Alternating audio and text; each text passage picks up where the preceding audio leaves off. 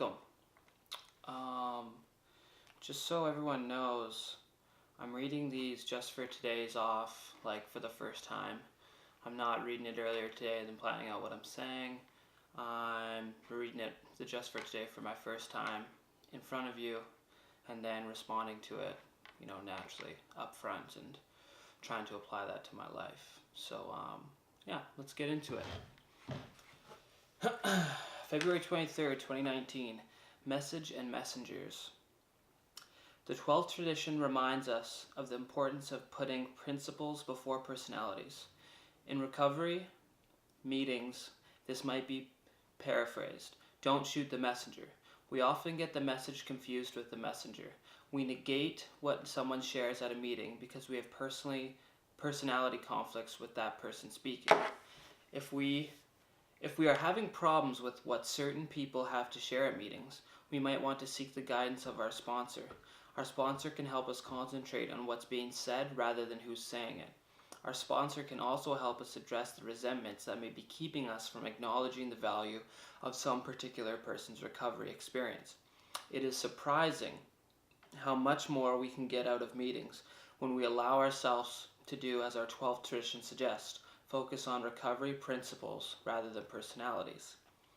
Just for today, I will practice the principle of anonymity in today's NA meetings. I will focus on the message of recovery, not the personality of the messenger. Okay. Yeah. The personality is something that needs to be controlled and by principles.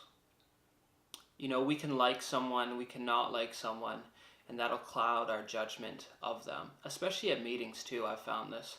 When people share, I can go in listening to their share with preconceptions and, prejudice judgments just because it's that person that's sharing. Now, that's just kind of like a judgment complex, I guess, I have in my head. This was like very in the forefront of my mind in my very early recovery. I would almost challenge everything that people were saying, being like, oh, that story's bullshit. What this guy's saying is bullshit. This one particular meeting I was at, it's more of almost a show and shine meeting. And I was just sitting there in the corner, just like judging in my head, just hating on everything that was happening. And everything every person was saying, I would just judge immediately. Like, people were talking their hearts out about certain issues, and I would just be like, oh, that's not even a problem. For me, it's always, I see the differences. So someone's problem is either not big enough to be talked about, or it's, way too big and way different than my problem. You're either not fucked enough for me to feel bad for you, or you're way too fucked and I can't relate to you. That's how it can be sometimes when I'm really judging people. So training yourself to have a little, come back to reality, to not judge so much when we have these feelings, and just trying to notice the feelings of judgment when they happen. I've gotten a lot better with that recently. When I notice I'm judging someone, I'll just take a step back, think, be like, why am I judging this? If I'm judging someone, it's saying something about me. There's something that I'm missing, that I am insecure about in myself, which is why I'm judging someone for it, usually. Or it's hitting a topic, and it's good to do that with all your feelings. If you're in a situation and someone makes fun of you and you really take offense to it, investigate why you feel that way. You want to investigate, be aware of the feelings you're feeling instead of just reacting to your feelings with anger, fear, and other emotions that don't lead you to any sort of enlightenment about what's going on inside of you. So principles are what guide people, and whenever my personality wrestles with the principles that I try to hold myself to on a daily basis, on an hourly basis. I will take a a distance from my from my principles for a couple hours. I'll do some things that I'm not proud of. Maybe binge some Netflix. Maybe watch some things on the internet that I shouldn't be watching, and maybe like have a bunch of McDonald's. And that's like a divergence from my principles that I want to set for myself. I'm not proud of these things.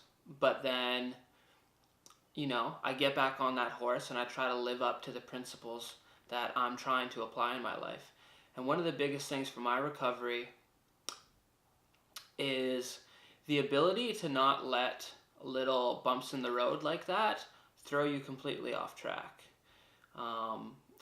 When I was in my active addiction, any little kind of mistake I would make, any little mistake would just be an excuse for me to say, fuck it, this is like silly, I'm throwing it out, and just like give up after trying at something for 2 minutes. Like I'd set a daily routine and I would get to the 3rd out of 10 things I shot to do that morning, and then I'd just be like, well, daily routines are stupid, I'm not doing this anymore.